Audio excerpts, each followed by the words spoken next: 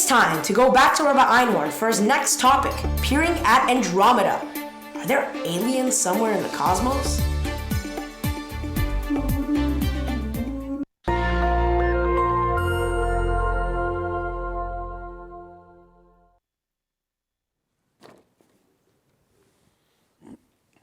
Hi, welcome back to the 18 hour, the longest shiur, Mirz Hashem. It'll be the longest shiur. We're going for the 18 hours, and we're doing this ultimately to support Jewish education. You can make a donation online at longestshir.com or text the word Torah to the number 41444. 41444, text the word Torah, and the text messaging will take it from there and walk you through it. I want to announce the highest donor of the last hour and thank Susan and Kevin Schlanger for winning, and therefore we'll be sending them a beautiful picture of Jerusalem from Erez Marom, who is known as the Israeli Peter Lick. The giveaway this hour, since our topic this hour is aliens, the winner this hour will get an artifact from Area 51. An artifact from Area 51. There are things we know about it that has not been uncovered and disclosed. So again, get your amounts in. The one who gives the highest amount this hour to support yeshiva education, which is a miserable gift, a tithe gift, will win an artifact from Area 51. That's the gift this hour. After this hour, after that, some of the gifts just go off the charts. So keep giving. Give with your heart, in the great phrase of Aviv Tops. Give with your heart, give big. And that'll be then. I want to thank, there's so many people to thank who have done such great work on this project, and I can't go through all of them. It's there on the website. But I want to thank really the two, those I call the two directors on this project that have worked day in and day out with me. And that's Sean Aviv Tops and Coach Lev Stark. For which this would not happen at all. If it were not for them, what would be happening right now would be like me in some creepy dark room behind a laptop attempting this and probably be done in 3 hours. So it would be as good as it would get. So I really thank them for their effort in this and their work, and everybody else who's been working on this project. You're in this long haul with me, and I appreciate that. So I thought at this moment I would be like sick of listening to myself, so I needed something that would be interesting to me as I was saying it to get unsick of myself. And I wanted to talk about aliens. It sounds like a Purim topic, but I don't know if it really is a Purim topic. And the question is, what do Chazal see? What does our tradition understand about the existence of aliens? Is there life form on other planets? Can there be, from the vantage point of the Torah, can there be life on other planets? That's the primary question we are dealing with this morning. If time permitting, I would like to discuss the existence of mermaids and the Bermuda Triangle. So we'll see where we get to this morning. Okay. Let's start. Stephen H. Doyle of the Rand Corporation estimates that the number of life-bearing planets in our galaxy is around 640 million. Harvard astronomer Carl Sagan believes that there are 1 billion planets in our galaxy that have developed advanced civilizations. What does our tradition have to say about this? I turn your attention first to Rashi. Rashi on Bereshis Perek Vav Pasuk Zayin. Vayomer Hashem emche es Adam. Right? God says, I regret making man. I want to wipe them out. And he says, Me Adam ad behema, from man to animal. Even they have hishchitu darkam. Rashi says they've destroyed their way. Right? They've destroyed their way. Because what happened? Hakol nivra bishvil Adam. Everything was created for the sake of man. And since he's not living for its purpose, what do I need the rest of the stuff? By the way, some modern minds have a problem with that. There was an article I saw in op-ed in the New York Times that it's hubris for man to think that they are the center of the universe when the earth is so small, so minute compared to everywhere else. For humans to conceive of themselves as the epitome of the universe is a uninformed and a egocentric idea. But that's not how Chazal saw it. Chazal said greatness does not come in the form of what percentage of the galaxy we take up. It's about what impact we have had. What impact have human beings had? And the fact that God bestowed into human beings a tselem Elokim does allow us to lay the claim of Hakol Nivra Bishvil Adam. So let's look at Rashi again. Rashi says Hakol Nivra Bishvil Adam. Everything was created for man. And if man is beginning to destroy his way on the earth, then why do you need anything else? There's no purpose for anything else, meaning from Rashi, unless it serves man, unless it serves humanity. A similar idea can be found in the Gemara Brachos. Lamed bet Amid bet. The Gemara in Brachos says there are some 10 to the 18th power stars in the observable universe, and they were all created for the sake of man. Why would God create such a big universe for the sake of man? What does it mean that it was all created for the sake of man? How does some random galaxy that's beyond ours, Andromeda, how does that have any bearing on a Jew? A Nebuch Jew living in, living in Brooklyn and Flatbush.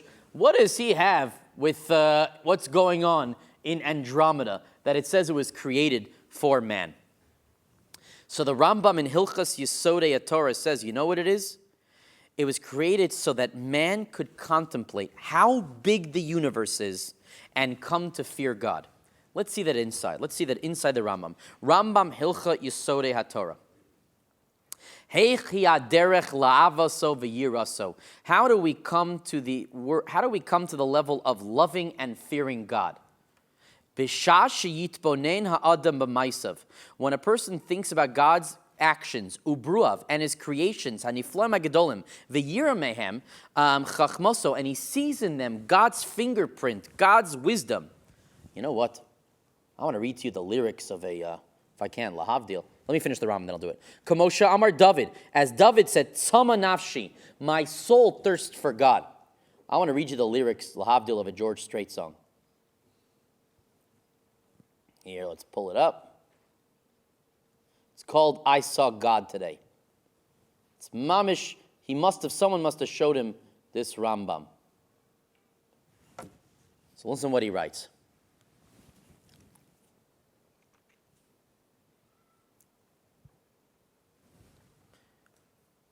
It's loading. While it's loading, let's reframe our question. Why would God create such a big universe for the sake of a man? Why do you need all of it? So the Rambam's first answer in Yesodei HaTorah that we just saw inside is so that man could contemplate the vastness of the universe and come to fear God, right? So man could contemplate the vastness of the universe and come to fear God. That's one answer. I was thinking of a different answer. We have in Kabbalah, in the Zohar, that this world is just a mashal to understand the upper worlds. You can't fully comprehend the upper worlds. So how would we ever understand the notion of an infinite God without an infinite universe? How are you going to understand it? There's no way to understand it. So the way to understand an infinite God is you look at an infinite world. Let me say it a different way.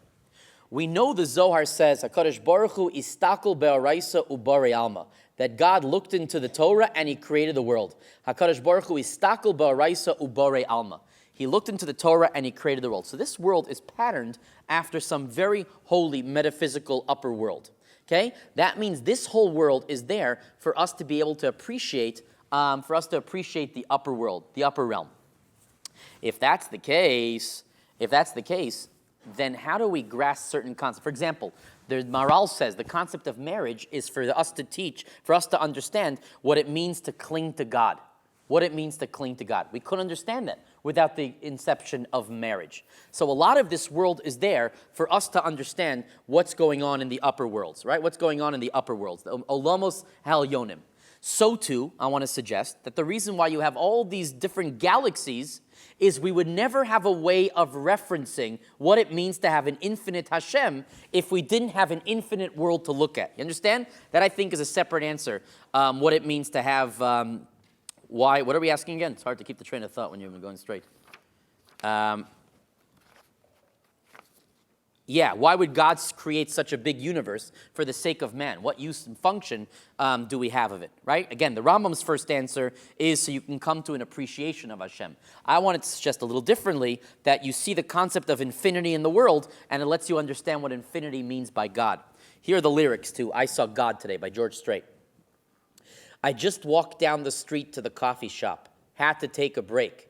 I've been by her side for 18 hours straight. Oh my gosh, I just realized. He just did the longest shiur. All right, fine.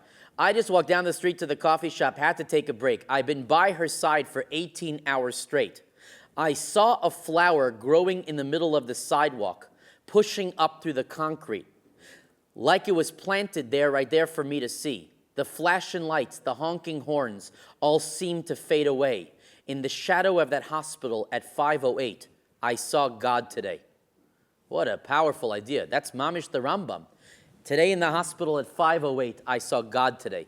That's the Rambam. When you see the amazing things that God does, whether giving birth to a child or wherever else it is, that's what it means. That's what it means. I saw God today. That's what the idea is. Okay. Let's continue. So the Or Adoshem, or Adoshem, is written by Rav Chasdai Kreskas. He was born in Barcelona, 1340. He was known as a hyper-rationalist, the Or Adoshem. He's the first one to ever make a reference to extraterrestrial life. What does he say?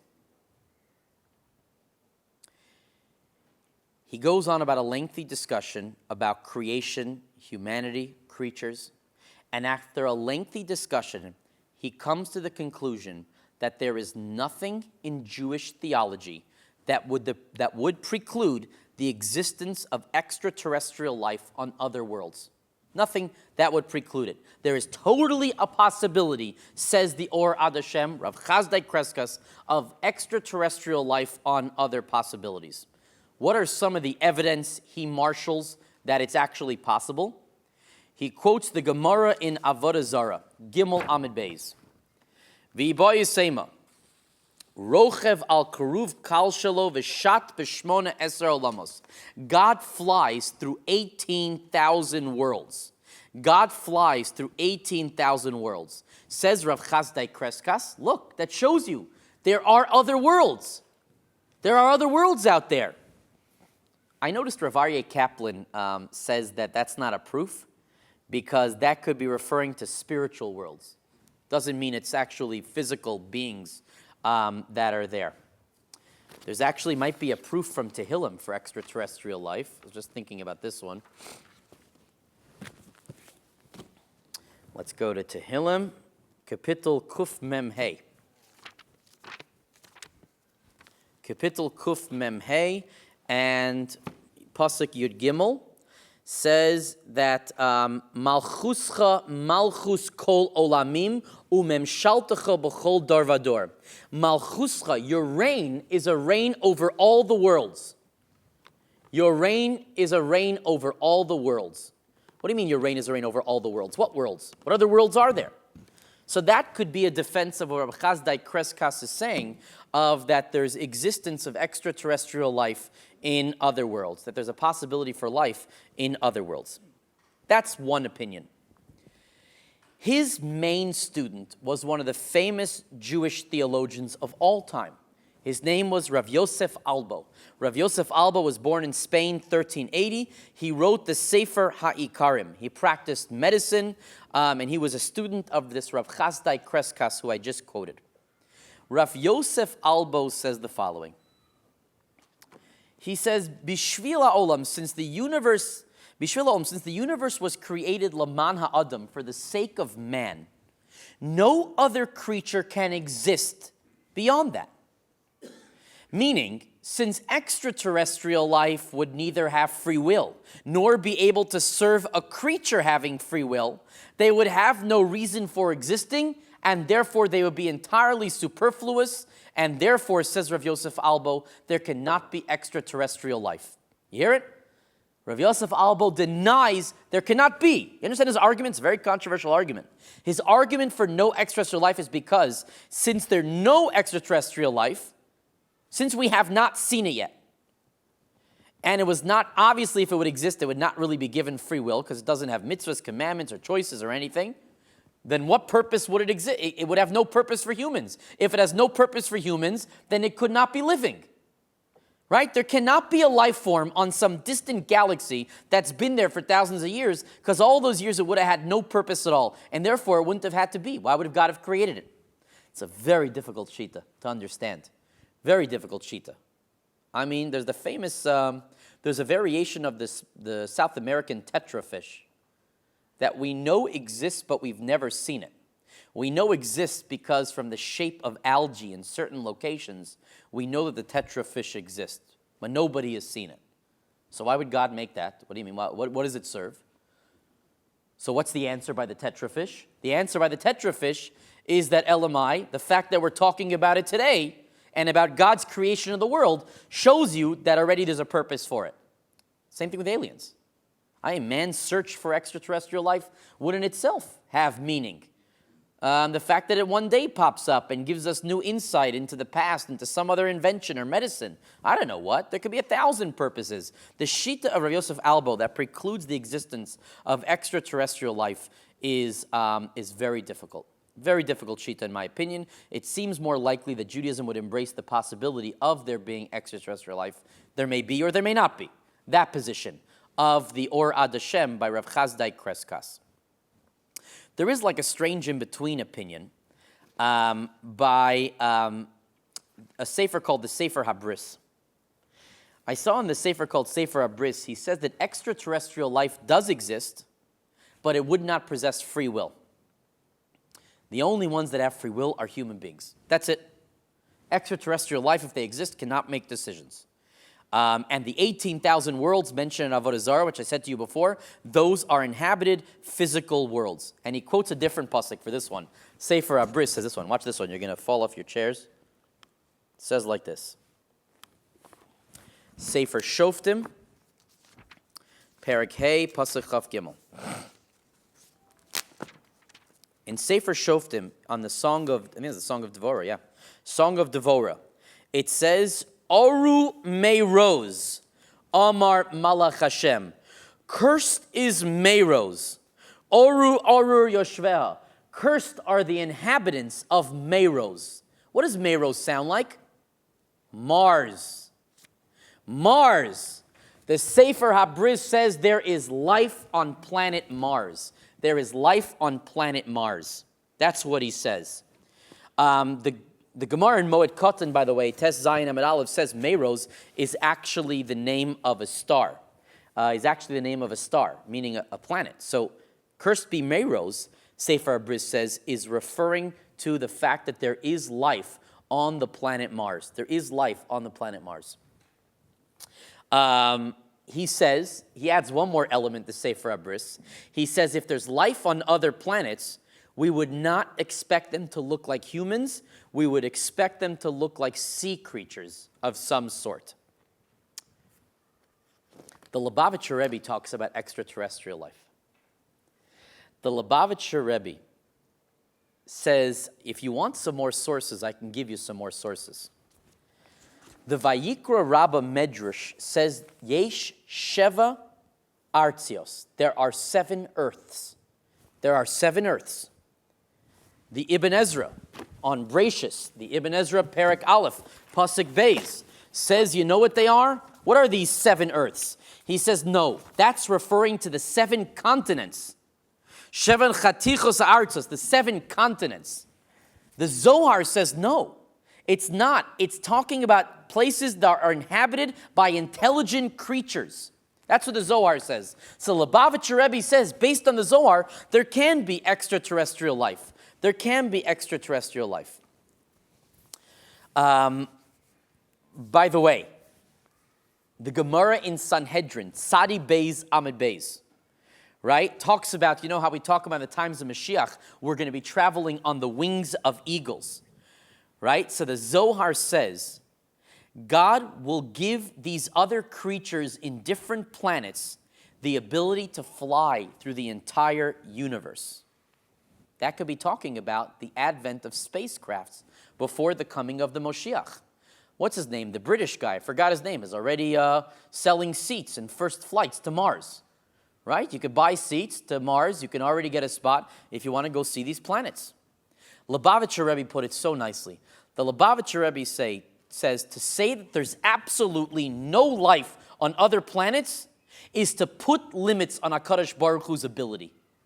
Right? I understand you don't want to say there is life on other planets, but to say with absolute certainty there is no alien life on other planets, that is mamish putting a limit on what HaKadosh Baruch Hu is able to do, what HaKadosh Baruch Hu is able to achieve. That's a beautiful way of looking at it. So to summarize what we said about aliens, let's summarize what we said about aliens. We saw three shitas. Rav Chezdai Kreskas, 1300 says, there may or may not be. There may or may not be. We saw the opinion of his student, Rav Yosef Albo, who said, are you crazy? There's no way. There's no way possible for there to be aliens in outer space. They'd have no purpose. We saw the opinion of the Sefer Habris, who said there would be aliens, but they can't have free will. They wouldn't look like humans. They would look like sea creatures. They would look like sea creatures, okay? And then the Lubavitcher Rebbe said his point that if you say there's no extraterrestrial life with certainty, it means you're putting a limit on what Hashem is capable of doing. I want to raise a new topic. Once we're talking about this strange stuff like aliens, I want to ask you, what about mermaids? Do mermaids exist? There's been evidence throughout history of these species that look like half humans, half fish. Scientists believe those images look that way because people saw them from far. They were on a boat, they saw these beings from far. Maybe some of them were just humans that had some deformities. Who says they were actual mermaids? I want to quote to you from the Gemara in Bechoros. I hope the kids will be able to sleep tonight after they hear this Gemara. The Gemara in Ches Amid Aleph, Bechoros 8a, says, Hadolfanin parin v'rabyan kivnei Adam. The dolphanin, they populate like human beings. Ma dolphanin, what are dolphanin? Amar Rav Yehuda b'nei Yama. They're children of the sea. What? It was like tuna fishes, chicken of the sea. What is b'nei Yama? So Rashi says, Hadolfanim pariam v'ravyam ibnei Adam. She'im ba Adam aleim is abrasamenu. They would become pregnant from humans. Bnei Yama. Dagim yesh b'yam. There are fish in the sea. Shechetzion tzuras Adam, that are half the bodies of humans and half the bodies of fish. And then Rashi says, ubalaz. And in Old French, we call them shrina. You know what shrina is? You know what the mythical name for a mermaid is? A siren. Shrina, a siren. So the Gemara in Bechoros says that there is such a thing as a dolphinon. They are half human, they are half fish. They are called sirena in Old French. Sirena. Sirena. Tosfos understands that their top looks like a fish and the bottom looks like a human. That's a reverse dolphin. Not a reverse dolphin, it's the reverse mermaid. That's a reverse mermaid. The question is, would they be kosher? That's the kasha. If we found a mermaid, would the mermaid be kosher? So the pasuk in Vayikra, right? Vayikra Perik Yud Aleph pasuk Yud. Let's look that up. Everything you got to look up.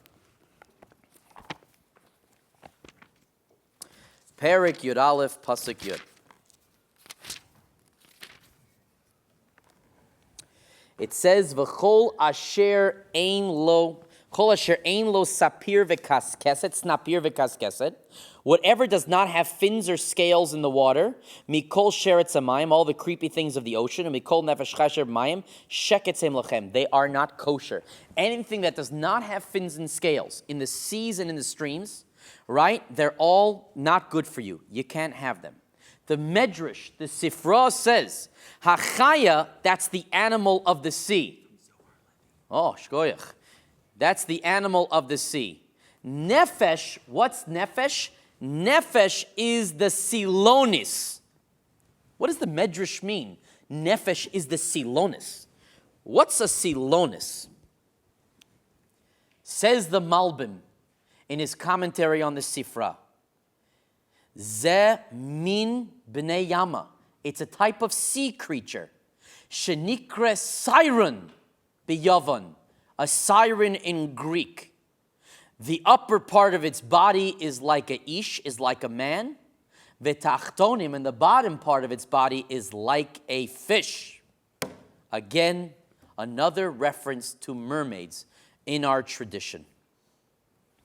The Sefer HaAruch mentions a creature called a sironi. What's a sironi? Min b'nei yama, a type of sea creature.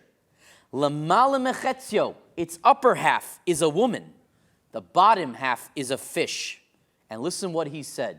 This sends a chill up the spine.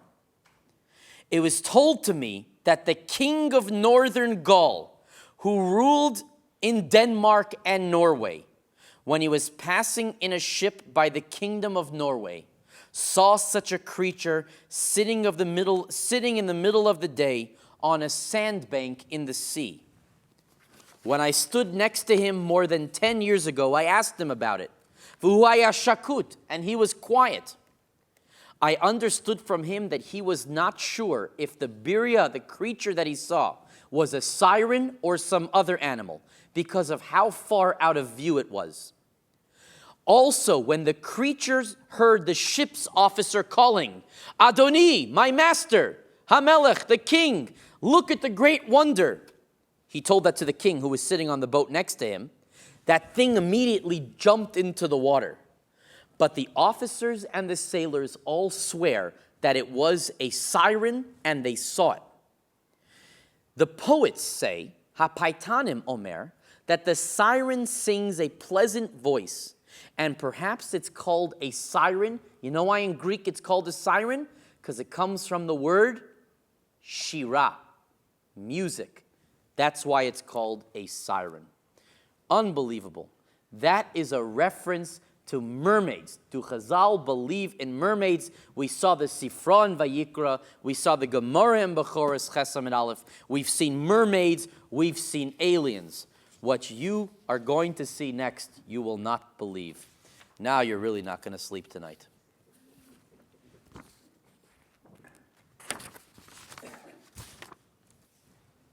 I could use a Gemara brachos. Here we go.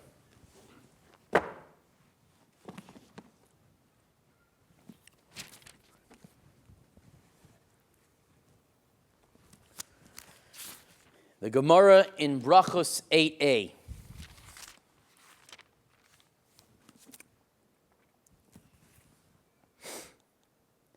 The Gemara is talking about different ways that one's life could be over.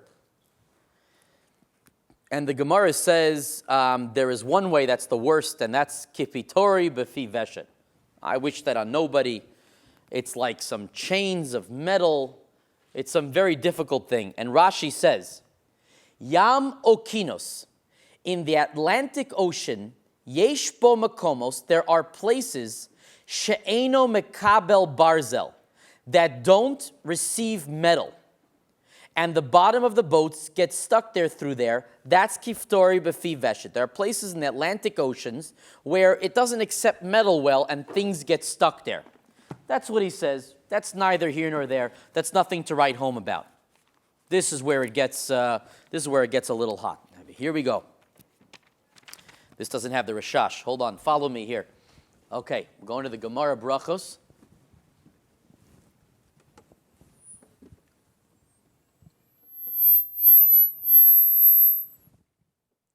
One moment. Gemara Brachos.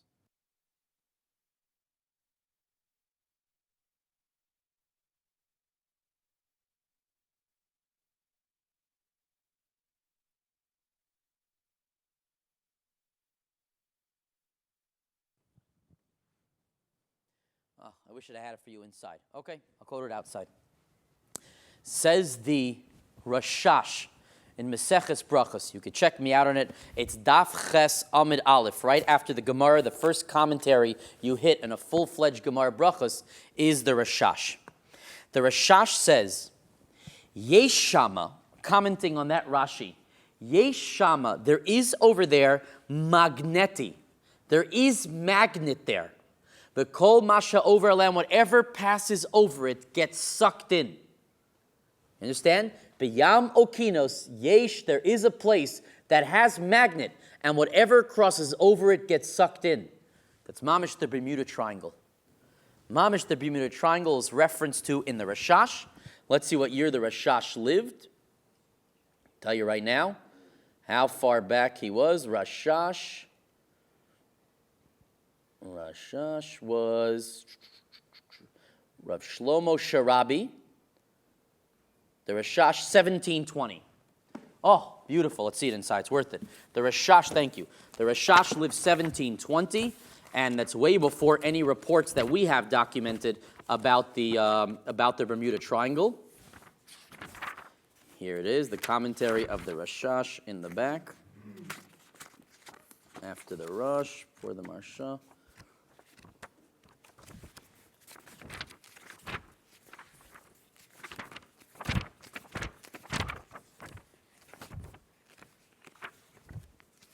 Oh, here it is. Rashash. Chesam and Aleph. Rashash says, on that Rashi of Kiptori, Yesh bo makomos she'eno mekabel barzel. There are places that don't receive metal. Why?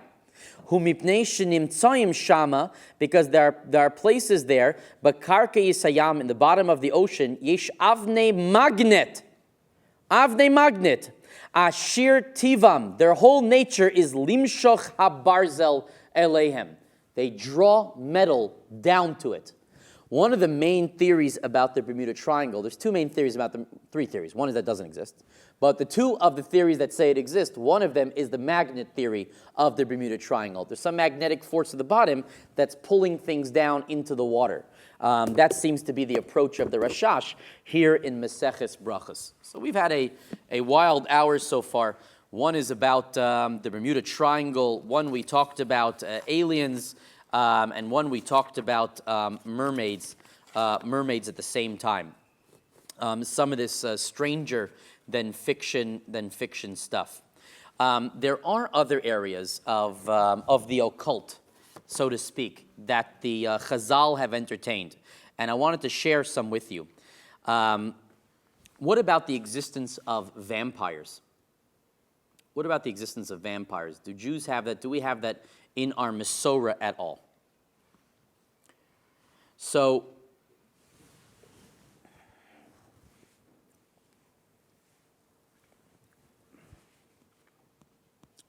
we in fact do. We have much more than mermaids, aliens, and Bermuda Triangle. The Medrash Brachis Rabbah describes Esav as hunting people. It says he didn't just hunt, he hunted people. He hunted people with his mouth. While the Medrash explains that in a metaphorical sense, it could be intended literally. Hunting people with one's mouth is something that vampires do, right? It's something that vampires do. Now think about this. Why would Esav trade his birthright for lentil soup? What does he call it? Ha'adom adom hazeh. Give me that red stuff. What did he want, the red stuff?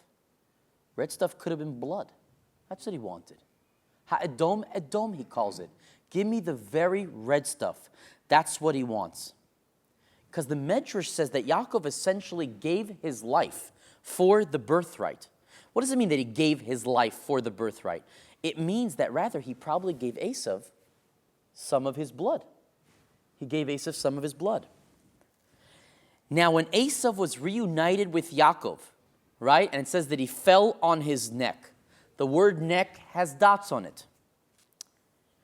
The Medrash explains that to mean it's talking about that Esav tried to bite him. Now who else is going to bite somebody other than a vampire?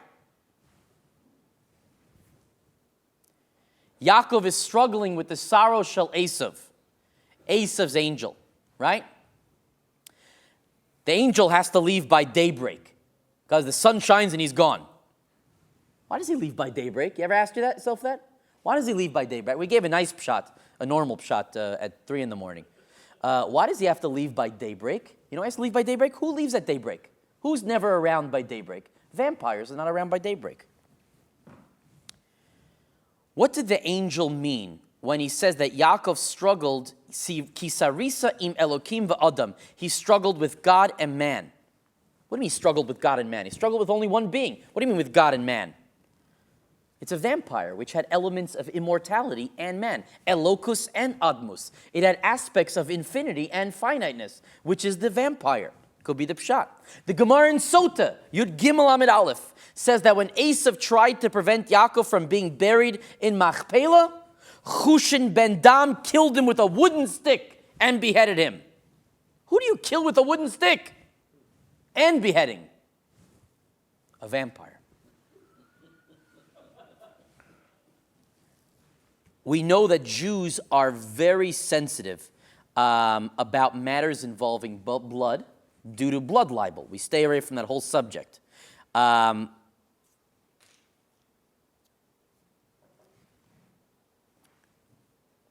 leave that one aside. That's total mishagas. I'll leave that one aside. But we got to this because I wanted to talk about the possibility of werewolves. Do we believe in the existence of werewolves at all? So I saw that Rabbi Slifkin points out that Rabbeinu Ephraim ben Shimshon, one of the Bali Tosfos, wrote about werewolves. Here, I have the full text here. Hold on, let me just pull it up. Here it is. Rabbeinu Ephraim.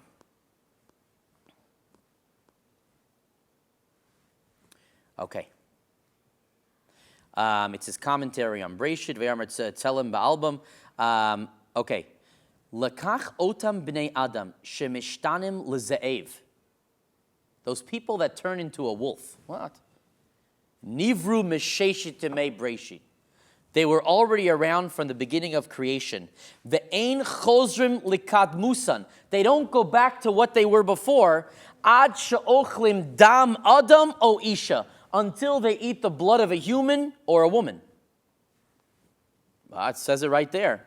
And then it says Binyamin Ze'ev. This week's Parsha. Yaakov says Binyamin Zev.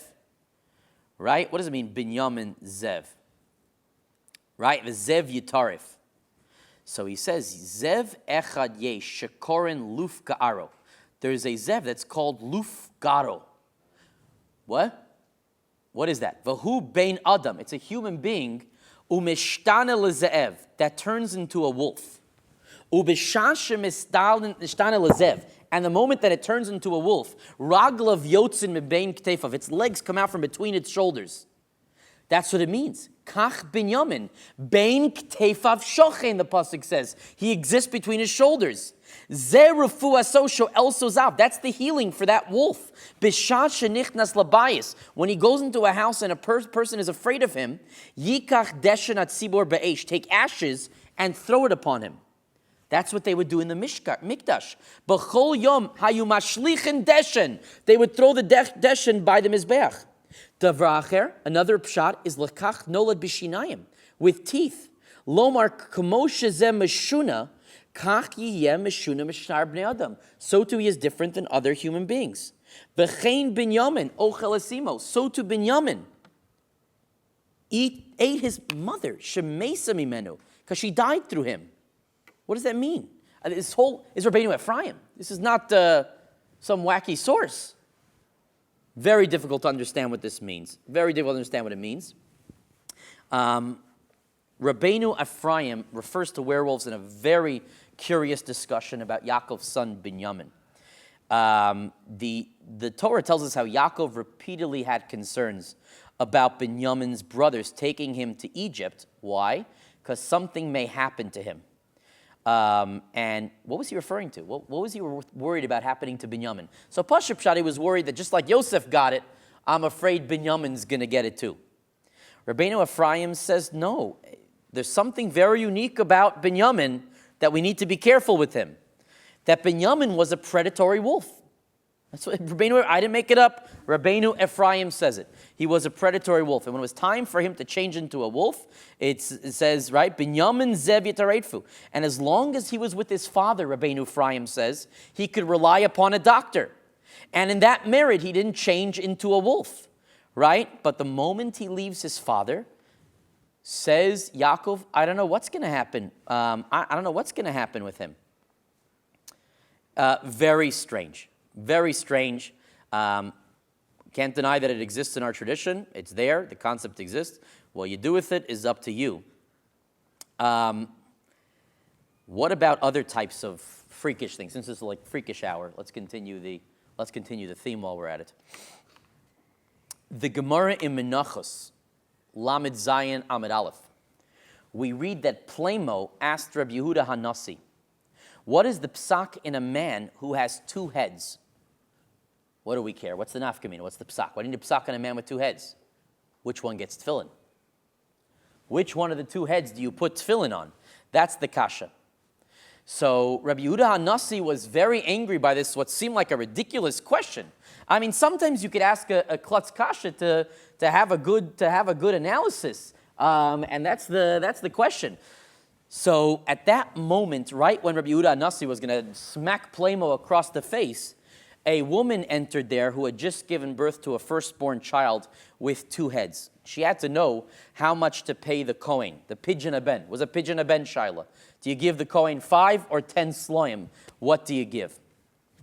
So, by the way, before we stop, this is not a monster Gemara yet. This is Siamese twins of some sort, right? Something like that is going on here. Two heads. It's happened before. Tosfos there on the spot says, Ba'olam hazeh, in our world, there's no such thing as a two-headed man.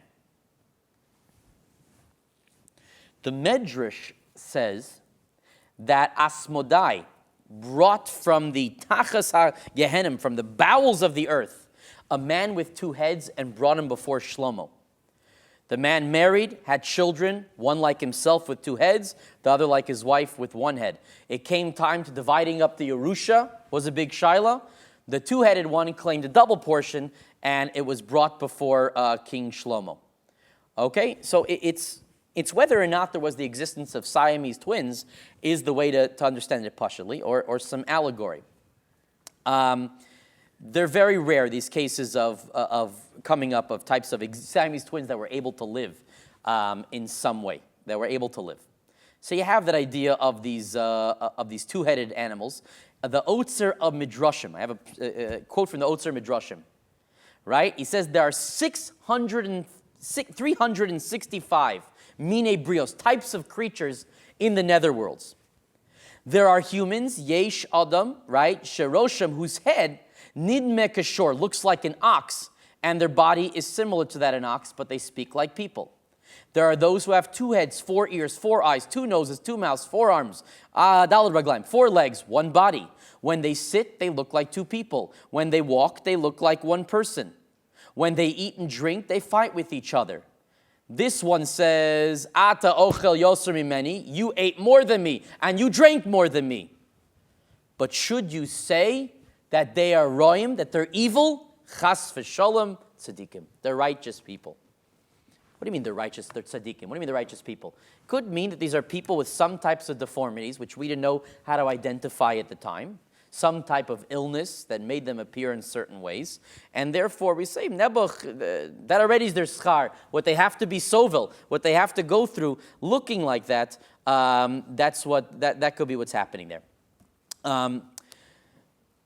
The Gemara is filled with cases that don't exist, because many times it's important to bring up those cases that don't exist, because sometimes those crazy cases will clarify something we need to know in halacha, something that, a nafkamina, so to speak, that we wouldn't have clarified unless we would have brought up the outstanding analogy, the outstanding case. One example is the case that some want to bring is this, the two-headed person, or animals that look like human being. One part of the Gemara talks about using an animal as a cover for a kever, for a coffin.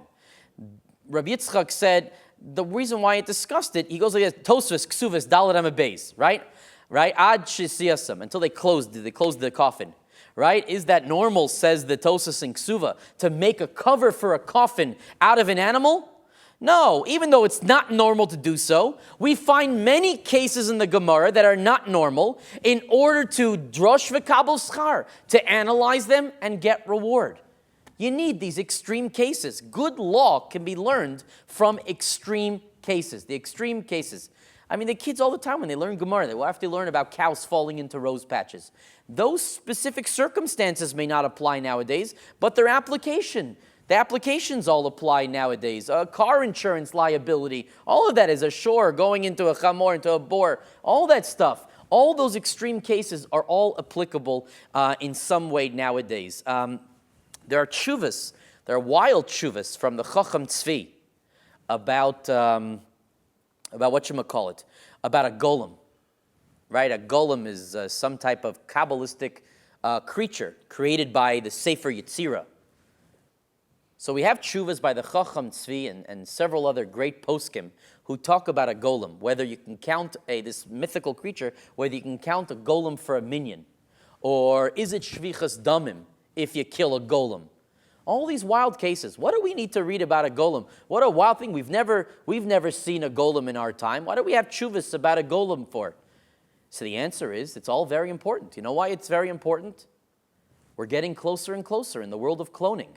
We're not far away. Shanghai University just recently finished a rabbit chimera. That means they got a rabbit to live with human blood, to create a rabbit from human blood. That's a crazy fusion. That's never happened before. The only thing stopping a human clone from happening is the money dumped into it for research. That's the only difference right now. That's what's not happening. But we're so close to a human clone. If that's the case, we got to start answering we got to start writing tshuvas about, can you count a clone for a minion? Could solve a problem once in a while in the morning. You have a clone sitting there. Right? You have an extra clone lying around. You could, for anything. You need a clone. Is a clone a Kohen? If you clone a Kohen, is that clone a Kohen? What if you don't like the clone? You want to kill him? Is that shvichas damim? It sounds crazy, but I'm telling you, you're 200 years away from it, maybe, from a cloned human being. Guess what tshuva we're going to look at for a posek to figure out how to begin to answer these questions? We're going to look at all those tshuvas written about a golem. Why shouldn't it carry over? L'chorah, it should be able to carry over. So that's the same idea here. Some of these cases seem so wild. What are they talking about? Animals with horse's head, or a fetus that looks like this. Reb Zera was kicked out of the base medrash in the Gemara. Like some wild cases. It will have, you could have real cases. There was a pregnant woman I read about. Recently went to an ultrasound that revealed a Jewish woman, a frum woman, a fetus that had two heads. And she wanted to know if it was halachically permissible to undergo an abortion. And one of the rabbis who paskined on it, was Rabbi Menashe Klein has it. Rabbi Menashe Klein paskined that since we find in the Gemara such a person can survive, and we find that nowadays plenty of time, you can't just abort. You can't abort in such an instance. You can't abort. Okay, let's continue. There's still some freakish cases we didn't talk about. Let's review the hour so far. This hour we talked about Chazal's view of extraterrestrial life. We talked about beyond the extraterrestrial life. We spoke about the Gemara Bechoros Chesam Aleph, about mermaids, the Dolphinon, which is Siren, Sirion, the Aruch. We spoke about the Bermuda Triangle, the Rashash, commenting on the Rashi on Brachas, Chesam Aleph, Kiftori Befi Veshet, Yesh Magnita Biyam Okinos. There's magnet at the bottom of the Atlantic Ocean, possibly, and we spoke about that. We spoke about Esav having qualities that seemed almost like a vampire in a sense, his thirst for blood and existing at night. And we talked about the stranger's comment to the Rabbeinu Ephraim of Binyamin Zev, that like you turn into a wolf. You don't know what these things mean. And we talked about the Siamese twins and the like. There's a Medrash Rabbah, Chaf Gimel. says that on the pasuk about Sheis, his children, in Bereshis, Perek Daled, pasuk Chavav. So they asked in front of Abba Kohen Bardala that the psukim list Adam, Sheis, Enosh, and then all of a sudden it's quiet. Why doesn't it mention, meaning why doesn't it mention the next generation? So the Medrash Rabbah says until this point, man was in the image of his creator. B'tselem shel Shalom Salboro, in the image of his creator. From this point on, the generations became corrupted. By the way, we're coming full circle. If you were here for the first shiur at 12 o'clock, we learned the Medrash on Vizos HaBracha about who was the greatest. Moshe was Atalit al Kulana. You, in fact, were the greatest, Moshe. We learned that Adam Arishon's argument to Moshe. Oh, wow, thank you. We learned that Adam Arishon's argument. Thank you, Rudy. No, I'm okay. Okay, thank you for now. Thank you. We learned that Adam Arishon's argument was that I was closer because I'm from the image of Hashem. I'm from the Tselem Shel HaKadosh Baruch Hu. What does that mean? As though Moshe is not. What does that even mean? So we argued last night what it means that he was the original stamp, and everyone else is the stamp of the stamp of the stamp. The next matbeah, so to speak. Here the Medrash talks about at some point there's a gap where the generations become corrupted and things get messed up, and there's kintarim. Kintarim were created. What's kintarim? So Rashi says kintarim. Intarim is davar shahafuch b'ma shetzarech sheyeh, something which is contrary to what should be. What's kintarim? Another pshat in kintarim is the sefer Matnas Kahuna. It's a commentary in the Medrash. Kintarim says those elu shekasim, those who get angry at others, right? They're angry at Hashem. I saw that the Jastro, not that the Jastro is lahavdil is a halachic source, but the Jastro, Marcus Jastro, does his research. He says kintarim are centaurs. Centaurs are the Greek mythology with a head and the torso of a human and the body of a horse beneath it and four legs. I was looking around for anyone who says that in a more rabbinic tradition, and someone pointed me to someone by the name of Rav Binyamin Musafia. I don't know who that is. I haven't been able to. I don't know who that is.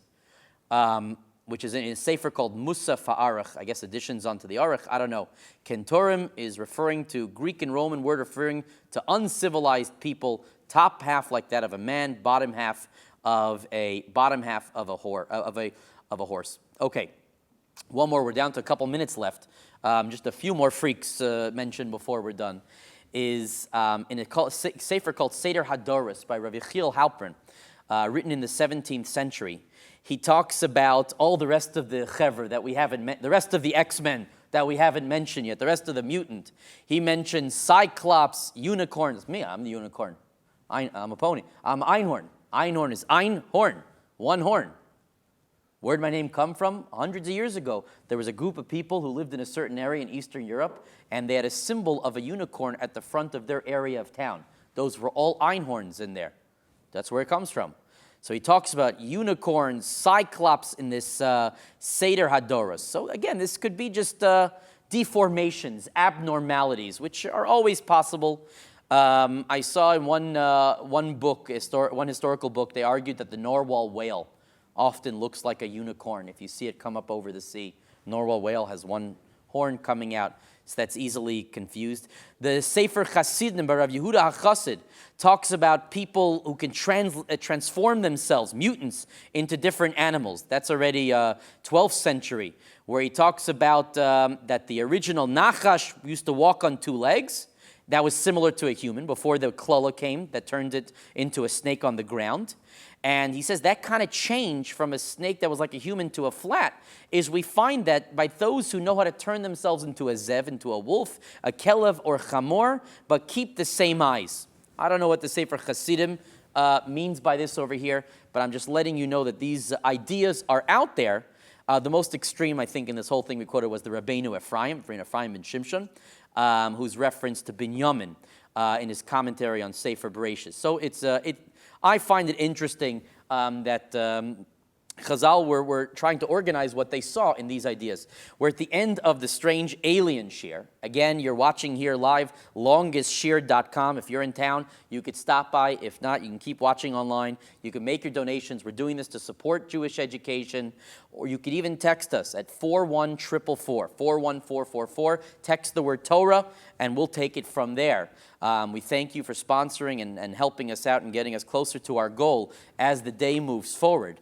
The next shiur, does anybody have the schedule? Do you know what the next one is? After aliens, I think we get a little normal again. What do we have? What? Oh, yeah. Oh, that's the hardest subject of the whole day. That's how to understand, when negative things happen, bad things happen. The classic question of bad things happen to good people and natural disaster. What are some approaches of Chazal that we've had to this very difficult issue? Okay, we'll stop there for now. See you in 5 minutes.